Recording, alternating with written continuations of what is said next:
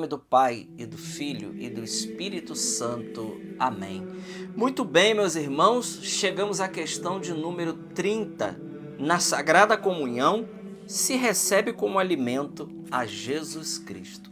Estamos aí na metade do nosso estudo do Catecismo em 60 questões. Então, hoje é a questão de número 30. Chegamos aí à metade do nosso curso, do nosso estudo do Catecismo, de uma maneira bem básica, bem resumida. Então, hoje, na questão de número 30, na Sagrada Comunhão, se recebe como alimento o próprio Jesus. Bom, o sacrifício eucarístico e a comunhão. Então, nós nunca podemos dissociar o sacrifício eucarístico e a comunhão. O sacrifício eucarístico, ou a Santa Missa, que nós já aprendemos, que é o mesmo sacrifício de maneira agora incruenta, é memorial sacrificial, que perpetua o sacrifício da cruz oferecido ao Pai. É banquete sagrado da comunhão do corpo e sangue de nosso Senhor Jesus Cristo. A celebração eucarística está também orientada à união íntima dos fiéis com Cristo por meio da comunhão.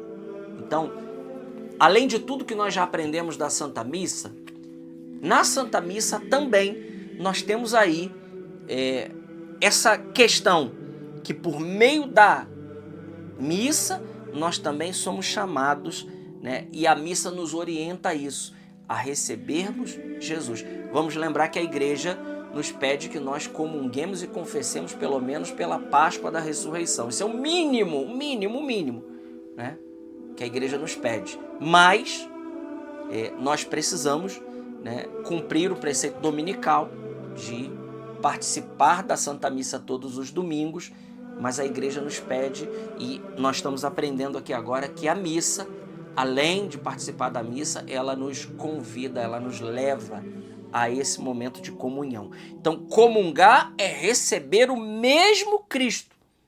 O Cristo que se oferece ao Pai e também se oferece a nós como alimento. Número 2.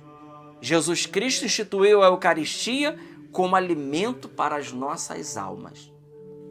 Que coisa maravilhosa, irmãos. Jesus prometeu aos apóstolos em Cafarnaum que daria de comer sua própria carne, alimentando-os para a vida do mundo e para o que obtivesse a vida eterna. Ele mesmo disse: aquele que come a minha carne e bebe o meu sangue tem a vida eterna. Então, a Eucaristia, ela é alimento para as nossas almas.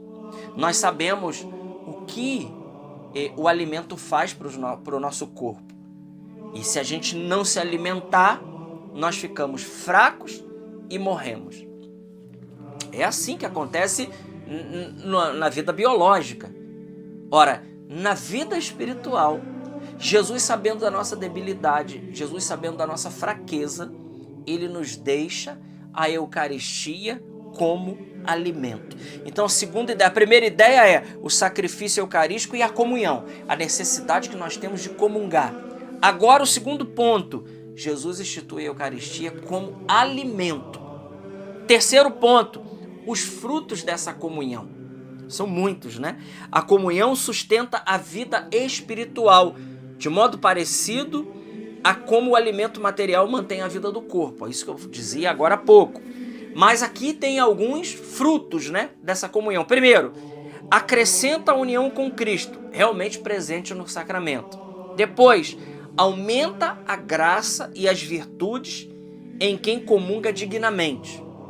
Terceiro, nos afasta do pecado, purifica dos pecados veniais, das faltas e negligências, porque ascende para a caridade. Depois, fortalece a unidade da igreja, corpo místico de Cristo. E por último, Cristo na Eucaristia nos dá o penhor da glória futura. Então veja, olha quantos frutos. Aqui são os principais, né? Os frutos que a comunhão ela traz para cada um de nós. Número 4, disposições para comungar bem. As disposições exigidas para receber dignamente a Cristo na comunhão são: primeiro, está na graça de Deus. Quer dizer, limpos do pecado mortal. Ninguém pode se aproximar para comungar, por muito arrependido que pareça estar, se antes não estiver confessado os pecados mortais. Então veja, primeira grande disposição para receber Jesus é não estar em estado de pecado mortal.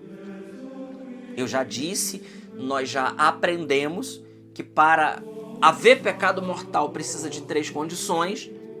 Não vou repetir, vocês podem voltar aí os vídeos quando a gente fala sobre pecado, eu explico isso. Precisa de 3 condições para haver um pecado mortal. Então, o pecado mortal, ele nos impede de receber a comunhão sacramental. O venial não, mas o mortal sim. Guardar o jejum eucarístico, que supõe não ter comido nem bebido desde 1 hora antes de comungar. Isso aqui é bem tranquilo, por isso a comunhão ela é de fato dada a cada um de nós basicamente no final da missa. Então até lá o final da missa já se passou aí pelo menos aí 50, até um pouquinho mais, exceto talvez na missa de dia de semana. Então para a gente guardar um cuidado um pouquinho maior na missa semanal, que é uma missa às vezes um pouco mais rápida por causa do trabalho e de tudo mais.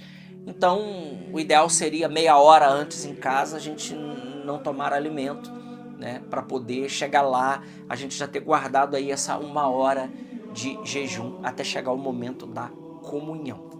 Terceira disposição, saber a quem se recebe. Isso aqui é interessante, por isso nós não podemos dar a Eucaristia, não se pode receber a Eucaristia aquele que não sabe o que está recebendo. Então, saber quem se recebe. Posto que se recebe o mesmo Cristo, nesse sacramento não podemos aproximar-nos para comungar desconsideradamente ou por mera rotina, ou para que as outras pessoas vejam. Temos de fazê-los para corresponder ao desejo de Jesus e para encontrar na comunhão um remédio para a nossa fraqueza. Então, essas aqui são as disposições para que a gente possa receber a comunhão. Então, muitas pessoas às vezes abrem mão da comunhão porque tiveram um pequeno desentendimento em casa, ou foram grossos com os filhos, além do normal. Meu irmão, minha irmã, o que nos impede de comungar sacramentalmente é o pecado mortal. Se não há pecado mortal, os pecados veniais, você fazendo um bom ato de contrição e você fazendo um bom ato penitencial na missa, ali você pode receber o perdão dos pecados veniais. E lembrando que a comunhão, ela nos preserva dos pecados futuros, dos pecados mortais. Ela infunde e aumenta a caridade em nós. Então ela nos dá força, ou seja, a comunhão é o remédio para os fracos, é o remédio dos fracos, para mim, é para você, é para cada um de nós.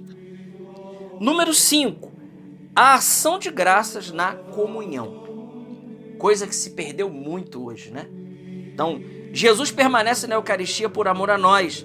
A melhor maneira de recebê-lo seria realizar uma boa preparação antes de comungar e consciente daquilo que nós vamos receber. Dar graças não só no momento da comunhão, mas durante todo o dia.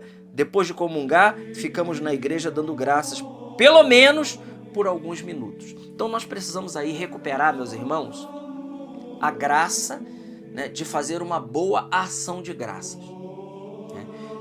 A igreja nos ensina que pelo menos de 10 a 15 minutos após você receber a Santíssima Comunhão, a espécie eucarística, do sacrossanto corpo de Nosso Senhor, pelo menos de 10 a 15 minutos, Jesus está aí substancialmente te tocando. Então, acabou de comungar, não é momento de conversar, de fazer nada disso. É o momento de se recolher e adorar a esse Deus que está dentro de nós, nos tocando visivelmente. Santa Teresa d'Ávila, ela diz que inclusive esse momento é o momento que nós vamos às 7ª moradas. Imagina isso, Deus está nos tocando fisicamente. Então, recuperarmos aí é a ação de graças. Número 6, obrigação de comungar e necessidade da comunhão frequente. Isso aqui é muito importante, né? Comungar realmente não é necessário para salvar-se. Se um recém-nascido morre, se salva.